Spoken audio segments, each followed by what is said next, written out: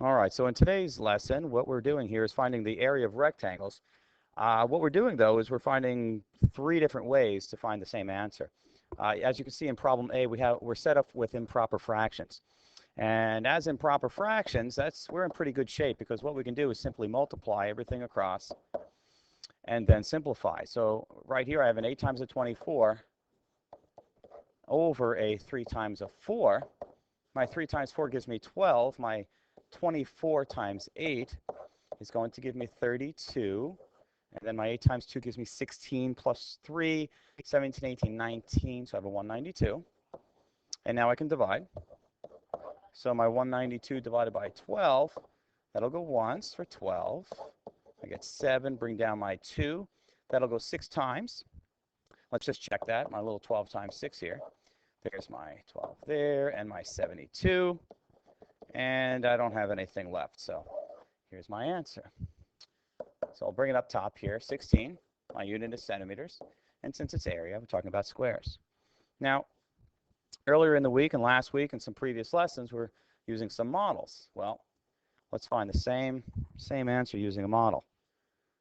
In order to do that, I'm going to have to take my question here and turn it into some mixed numbers. So if I have some 8/3 here, that's really saying that I have 2 and 2/3.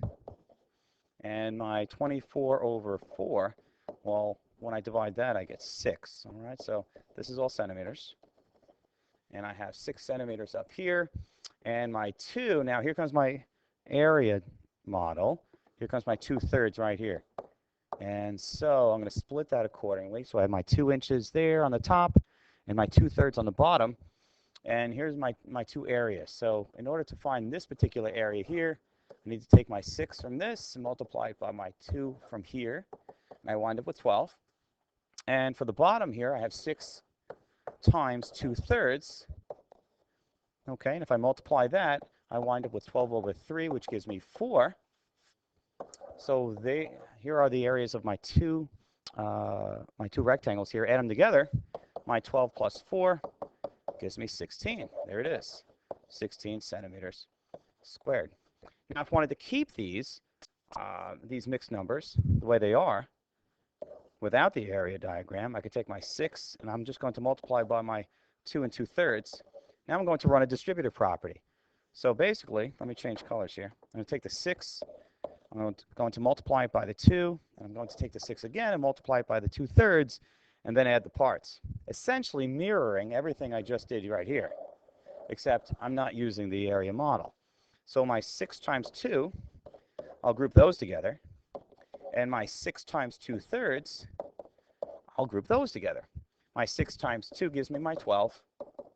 My 6 times 2/3, I did that before, gives me 12 over 3, which simplifies or reduces down to 4.